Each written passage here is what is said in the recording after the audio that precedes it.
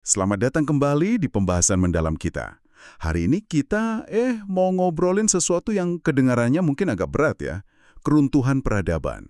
Betul, tapi kita nggak akan fokus ke masa lalu terus, kayak Romawi atau Maya gitu. Iya, justru kita mau tarik ke masa kini. Gimana konsep keruntuhan ini relevan banget sekarang di dunia kita ini? Sumber kita kali ini analisis historis, terutama soal kutukan Goliat. Kutukan Goliat. Ini soal pola kerapuhan sistem kekuasaan besar ya, yang katanya polanya masih jalan terus sampai sekarang, bahkan mungkin lebih cepat. Persis. Jadi, misi kita bareng Anda nih, kita mau bedah. Gimana sih keruntuhan ini muncul di era modern? Apa pendorongnya? Bentuknya kayak gimana sekarang? Dan, ya, artinya buat kita semua. Mungkin Anda mikir, keruntuhan peradaban itu kan cerita buku sejarah doang. Nah, sumber kita ini justru nantang pemikiran itu. Iya kan? Gimana kalau pola dasarnya itu lagi bekerja sekarang? Cuma mungkin bentuknya beda aja, tersembunyi gitu. Yuk kita bongkar bareng. Mulai dari mana nih enaknya? Kita mulai dari kontras sama masa lalu aja kali ya. Awal abad ke-20, itu kan dunia isinya kekaisaran semua. Eropa aja katanya nguasain 84% daratan dunia. Gila ya. Iya, Austro-Hungaria, Ottoman, Prancis, Inggris, wah banyak banget. Bahkan Amerika Serikat kan punya koloni juga, Filipina, Hawaii. Beda banget sama sekarang. Nah, terus Perang Dunia I dan II, itu kayak titik balik besar ya. Banget, pemicu disintegrasi besar-besaran. Ottoman, Austro-Hungaria, Jerman, semua lenyat. Terus disusul dekolonisasi, kekaisaran laut macam Inggris, Spanyol, Portugis, bubar jalan. Jadi secara formal, kita sekarang hidup di era negara bangsa. Udah nggak ada lagi kekaisaran model lama. Secara formal, ya. Tapi pertanyaannya, apa ancaman keruntuhannya ikut hilang? Nah, sumber kita ini bilang, kutukan Goliat tadi, kecenderungan struktur raksasa jadi rapuh itu, kayaknya sih belum hilang. Cuma ganti baju aja gitu ya. Bisa dibilang gitu, makanya muncul konsep Goliat global. Goliat global. Oke, jadi nggak ada satu negara kekaisaran dunia, tapi sistemnya yang jadi Goliat. Tepat. Sistem dunia kita sekarang ini punya ciri Goliat. Kekuasaannya terpusat di beberapa titik, saling terikat erat banget, aturan mainnya juga cenderung sama di mana-mana. Lebih abstrak emang. Menarik, menarik. Jadi kekaisaran formal runtuh, tapi idenya si Goliat ini malah jadi global dan mungkin lebih susah dilihat ya. Gimana bentuk konkretnya nih si Goliat global ini? Nah, itu dia. Nggak punya bendera emang, tapi kuasanya nyata. Contoh paling gampang ekonomi. Kita kan hidup di kapitalisme global. Aturan mainnya, hukum properti, hukum perusahaan, itu sering banget ngacunya ke model Inggris atau New York. Oh iya, benar juga. Terus ada IMF, World Bank, WTO gitu ya. Betul, mereka ikut jaga dan nyebarin aturan itu. Jadi modal, perusahaan besar bisa gerak bebas antar negara. Itu satu contoh. Oke, ekonomi jelas banget kaitannya. Terus kalau informasi gimana? Kayaknya ini medan perang baru ya di era digital. Wah, iya banget. Informasi itu kan urat nadinya sistem modern. Dan di sini kita lihat konsentrasi kekuatan yang luar biasa.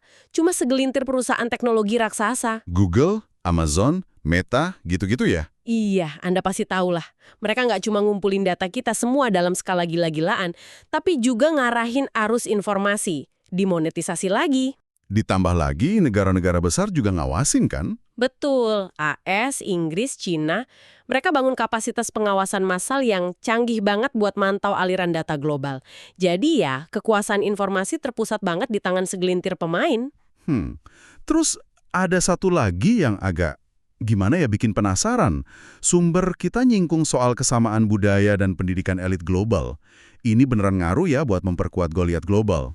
Ini bukan soal teori konspirasi ya, tapi lebih ke pengamatan pola aja. Sumbernya nunjukin fenomena menarik. Banyak orang yang nantinya jadi elit politik atau bisnis di negaranya masing-masing, itu sekolahnya di lingkaran institusi yang itu-itu aja. Sempit banget.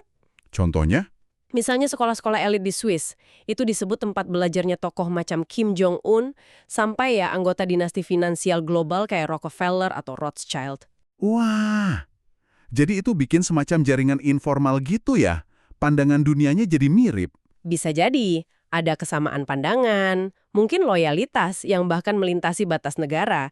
Itu bagian dari jejaring Goliat global ini. Oke, jadi Goliat baru ini bukan satu negara, tapi sistem jejaring kekuasaan global.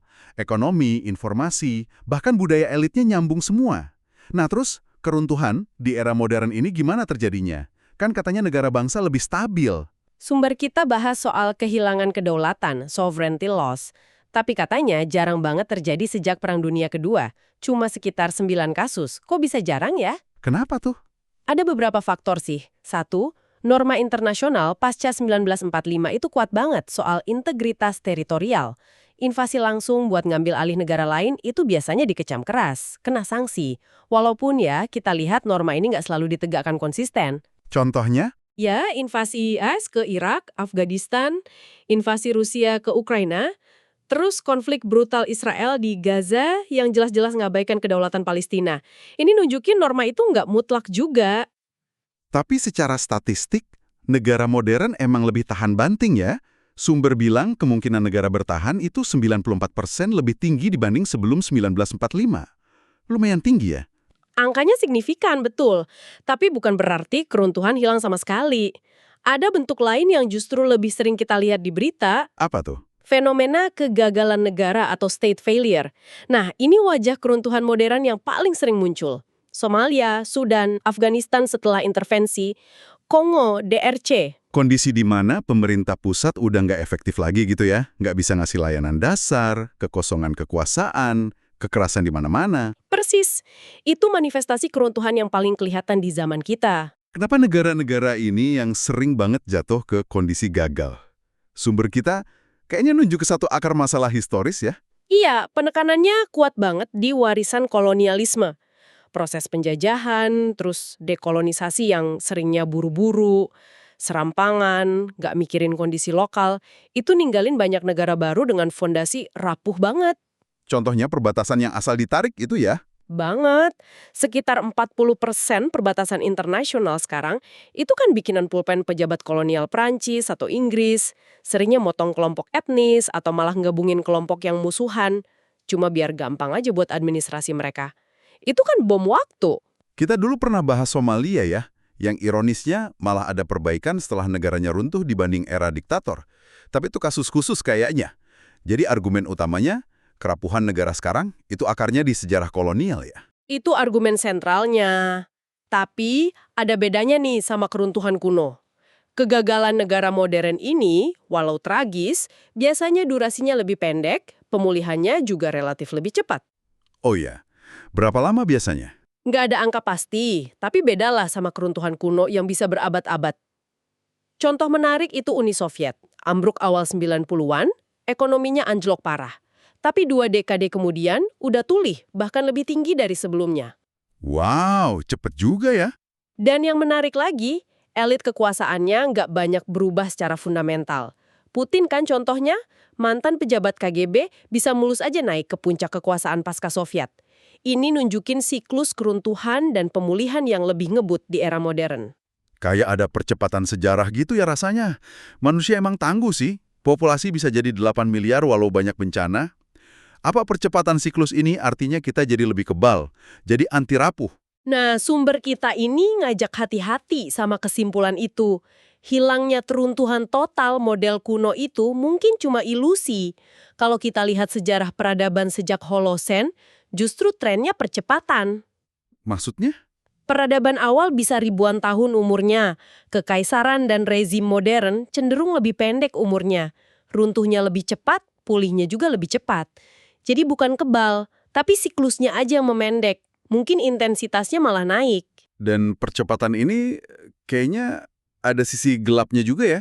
Resiko-resiko baru yang unik dari sistem global yang serba cepat, terhubung, dan kuat ini. Tepat sekali. Disinilah kutukan Goliat jadi relevan lagi. Tapi skalanya global dan potensinya jauh lebih ngeri. Risiko modern ini saling nyambung dan produk sampingan dari cara kerja si Goliat global itu sendiri. Elemen kuncinya apa aja tuh? Pertama, sumber ini nunjuk eksploitasi sebagai fondasi. Sering banget risiko katastrofik global itu akarnya ada di eksploitasi manusia di level paling bawah rantai pasok. Contohnya gimana? Gamblang banget, penambang uranium di Kongo buat bom atom pertama. Penambang kobalt sekarang buat baterai HP kita, penambang batu bara di China yang ngorbanin kesehatan, Eksploitasi ini bukan cuma isu lokal, tapi bagian dari mesin global yang ujung-ujungnya ngasilin risiko eksistensial. Kaitan yang penting ini, terus eksploitasi ini nyambungnya ke risiko katastrofi global, GCRs, gimana? JCRC ini kayak anak kandung sistem ekstraksi global, si Goliath global ini. Sumber kita metain beberapa yang utama. Pertama, jelas senjata nuklir. Warisan proyek Manhattan, sekarang jadi ancaman permanen. 9 negara punya sekitar 10.000 hulu ledak. Kata-kata Oppenheimer, kini aku menjadi maut penghancur dunia, itu masih relevan banget ya berarti? Masih, sayangnya. Kedua, perubahan iklim. Ini didorong langsung sama apa yang disebut sumber sebagai obsesi pertumbuhan ekonomi yang nggak bisa lepas dari bakar bahan bakar fosil gila-gilaan. Ketiga, pandemi.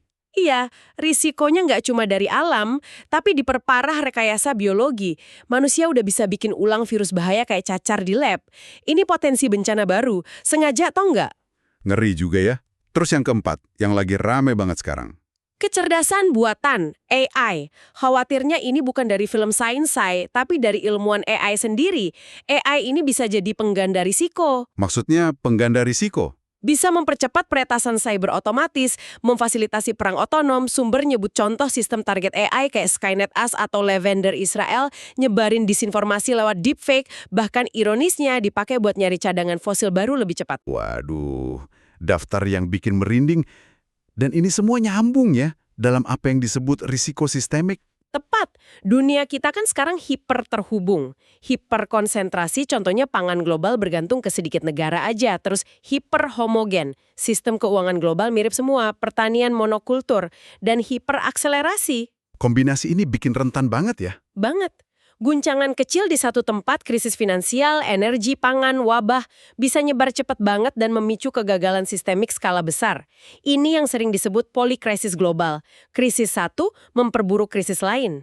Tadi Anda sebut obsesi pertumbuhan sebagai pendorong iklim. Gimana sumber ini lihat kaitan pertumbuhan ekonomi sama risiko-risiko modern ini secara umum? Sumber ini kritis banget sama paradigma pertumbuhan ekonomi tanpa henti. Argumennya, ya setidaknya dalam modal ekonomi sekarang, pertumbuhan PDB itu hampir selalu nyambung sama naiknya penggunaan energi dan ekstraksi material dari bumi. Itu kan jelas bertentangan sama upaya menjaga batas aman planet ya? Jelas, terutama buat iklim dan keanekaragaman hayati.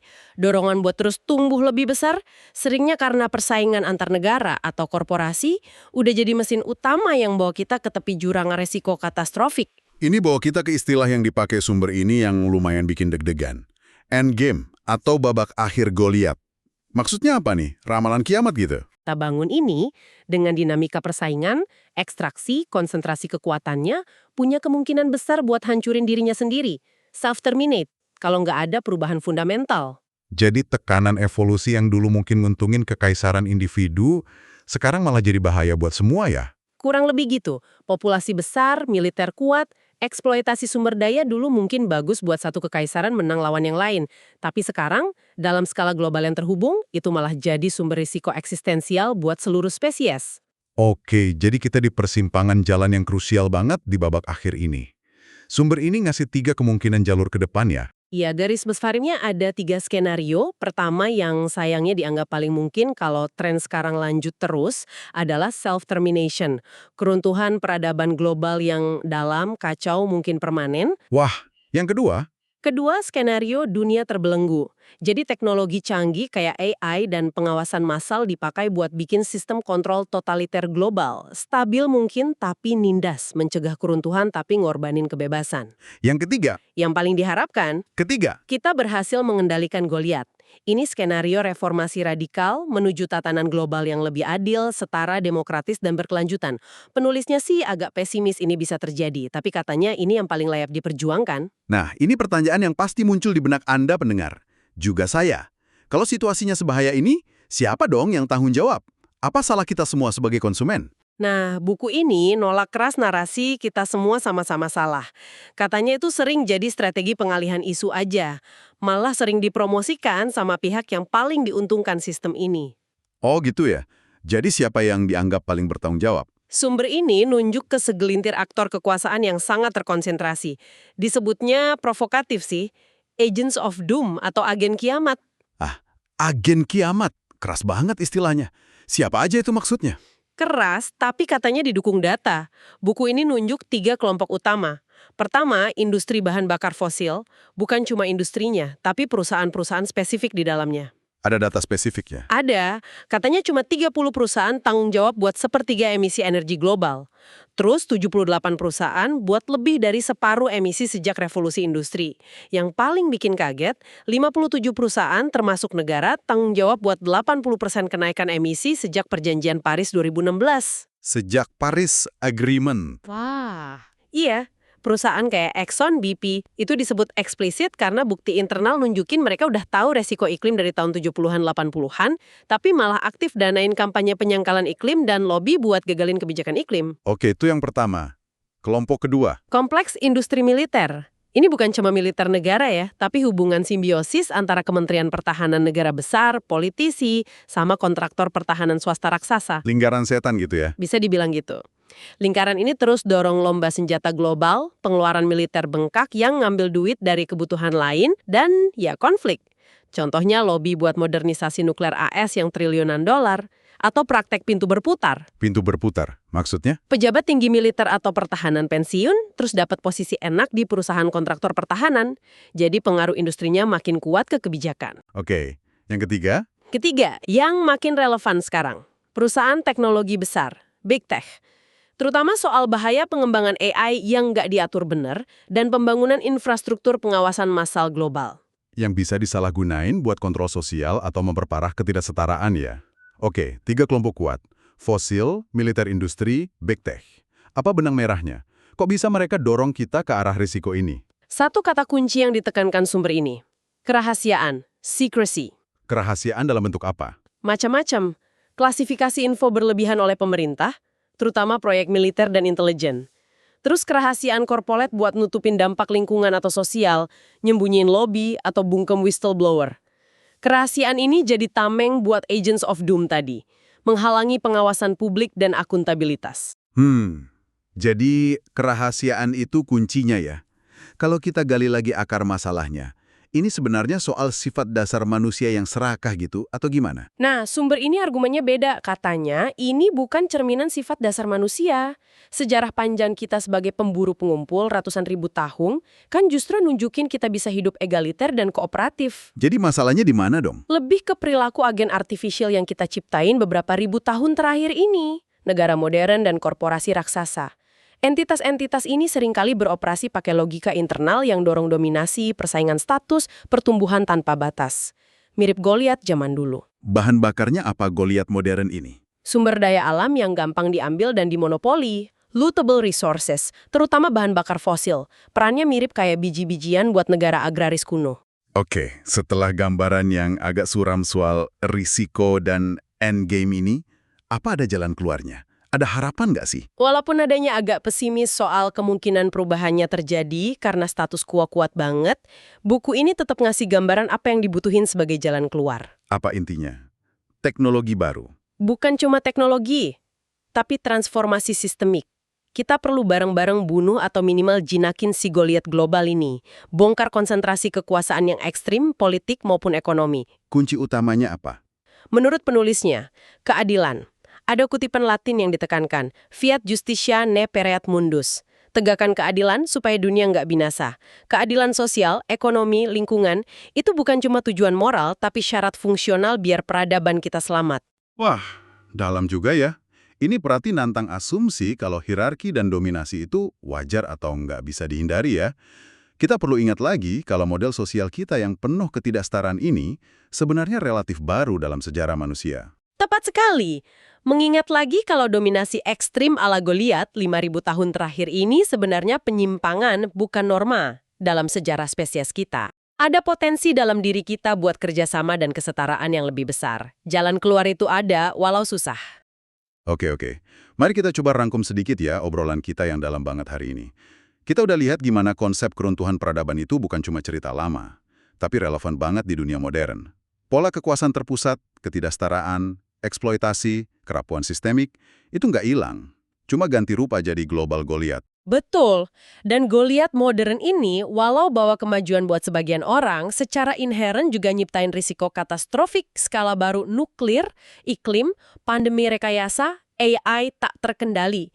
Sumber kita bilang kita mungkin di babak akhir, di mana pilihan kita di dekade-dekade ke depan ini nentuin banget nasib peradaban manusia.